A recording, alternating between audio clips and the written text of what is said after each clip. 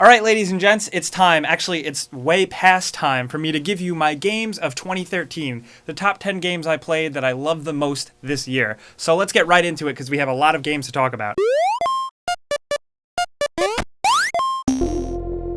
Of course, this is just a disclaimer that everybody says, and I must say it as well. This is my personal opinion. I've played a lot of games this year, and these are the ones that I love the most. So look at this list as a list for discussion, not really hate, and look at this list as me recommending games that I think you guys should play because they're freaking awesome. So let's do some housekeeping. Let's get the honorable mentions out of the way real quick. Number 1, Deadpool, the game.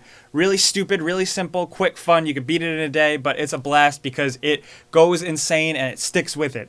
2, Super Mario 3D World or Land. Why can't I remember what it is? The one for Wii U. It was good, simple, clean fun, and I love a 3D Mario game, but I felt it did not go far enough aesthetically and gameplay changing wise to really shake up the franchise like Super Mario Galaxy did or Super Mario Sunshine or even 64 did. Also, Injustice, Gods Among Us. It was a really solid fighting game, and I love a good superhero game, especially when the story is awesome in a fighting game. That's unheard of. Also, Splinter Cell Blacklist, a game I really loved because I'm a die-hard Splinter Cell fan, but despite that, it did not really sink in for me enough to love it to put it on my list. But without further ado, let's get to my list, which I don't really have in any particular order. This is an unordered list because it was really hard for me to prioritize games the way I wanted to, so these games are in no particular order. So the first game on my list is Animal Crossing New Leaf. Animal Crossing New Leaf is a really hard game to describe why it's on my list. Oh, God.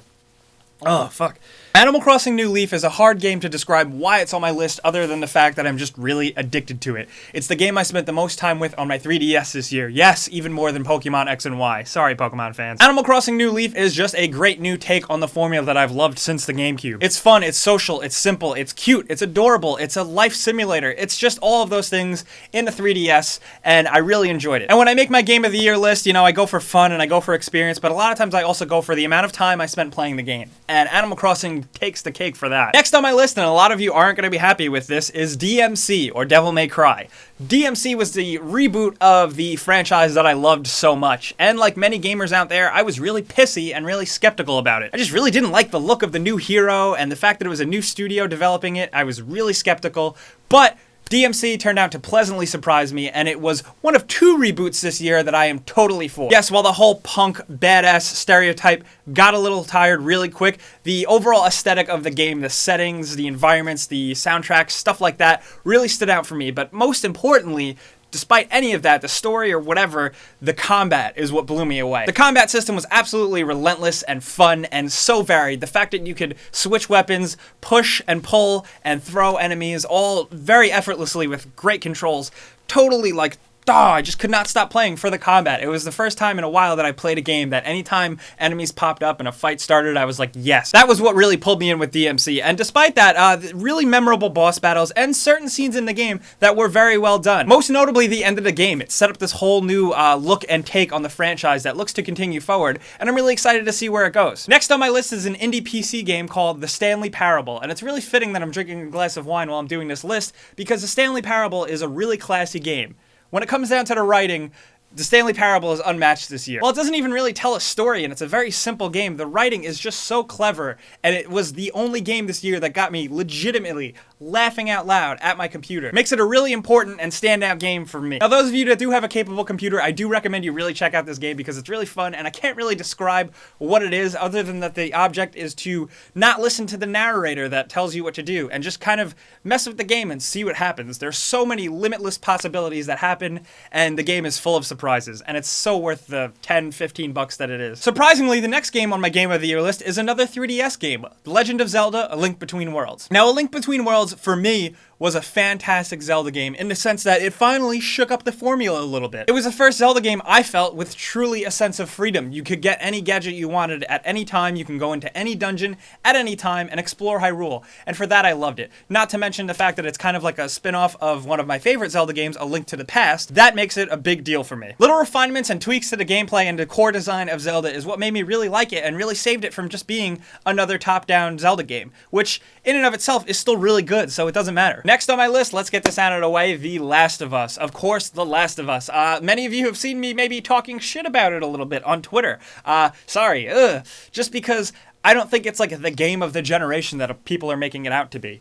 The story, while really great and had very likable characters with some excellent scenes, the story really didn't, I didn't think it was the greatest thing in the world. Maybe it's because I played a lot of games and I've seen games that can handle this type of thing before. But what really I enjoyed so much with The Last of Us was the look of the game, the emphasis on just stopping to smell the roses and look at the scenery, and the gameplay. I love the gameplay in The Last of Us more than anything. I remember before the game came out, I was really curious to see if they would pull off all these different elements: fighting humans, fighting zombies, stealth, really smart, intelligent AI, scavenging, crafting, and it pulled off all that shit incredibly well. This is a really fun game to play, and my favorite thing in the game is choking someone out, because you really feel like you're murdering someone. All the murder in this game is great. So I give it an A+ for murder. Speaking of murder, let's get to another game on my list that is just so good at just being gruesome.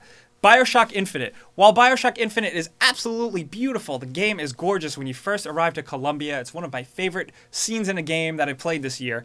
The grisly violence is just so shocking and really leaves an effect on you more than anything else I played this year, besides The Last of Us. And now, while I found the combat in the game a little bit forgettable, but good, but competent, it keeps you busy the whole game, what I really loved was the characters and the story. Most notably, the ending. BioShock Infinite, for me, almost got bumped to the honorable mentions list on my Game of the Years until I remembered the ending of the game and just how fantastic it was and how much discussion and thinking and everything it prompted from me and my friends.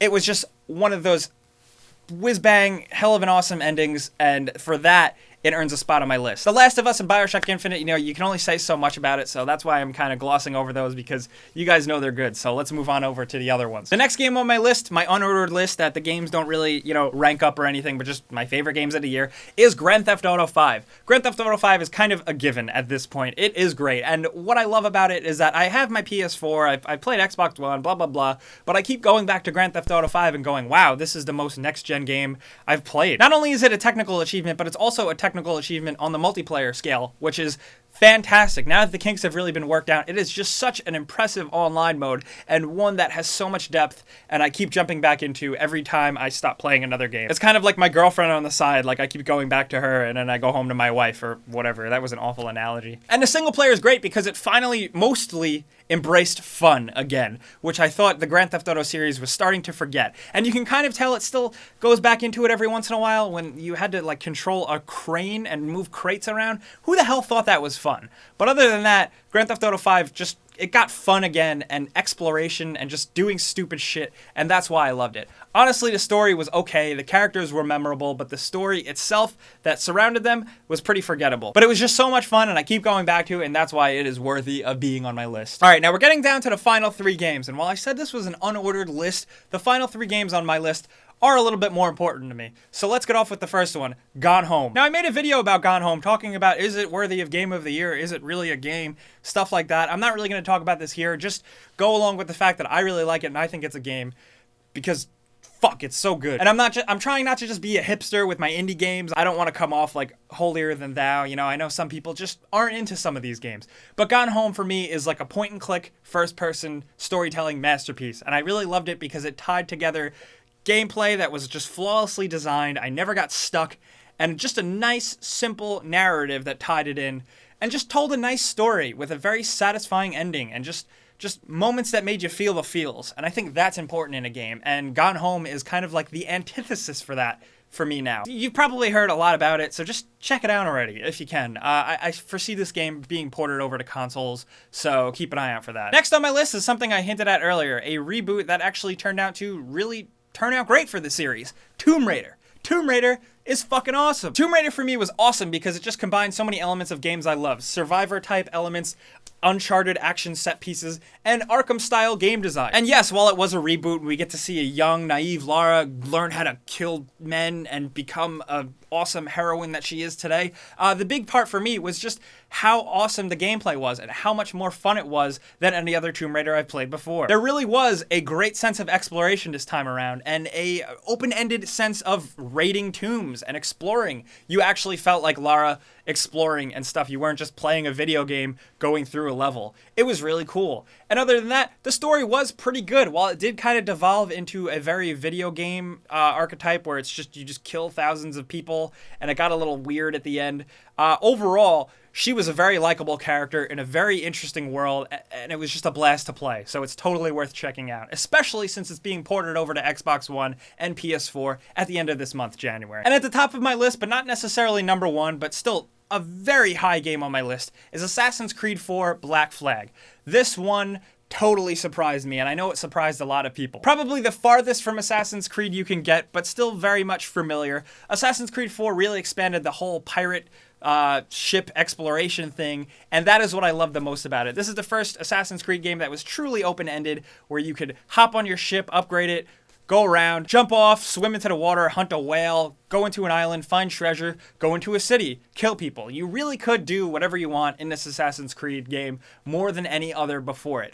And for people who haven't really been into Assassin's Creed lately and have been kind of turned off by the series, I think this is a good point to jump into because it is just so much fun. It's very much Far Cry 3 fun, which was my #1 game of the year last year, in that you can just get lost doing all this stupid stuff. And while it's not as rewarding as something like an MMO or other games that you spend a lot of time grinding in like Skyrim, I still did like going around and collecting all the things and doing all the little things. It's a lot of busy work, but in Assassin's Creed 4, it's a lot of fun. Not to mention a really likable main character, Edward Kenway, who, despite being surrounded in an absolutely awful story that goes absolutely nowhere, managed to be a pretty interesting and likable character. But I can't say enough good things about Assassin's Creed 4, from the history to the songs, the music, the sense of adventure, the visuals, the design, the collectibles, the okay combat. I could keep going on and on about Assassin's Creed 4. While not perfect, I do really recommend it.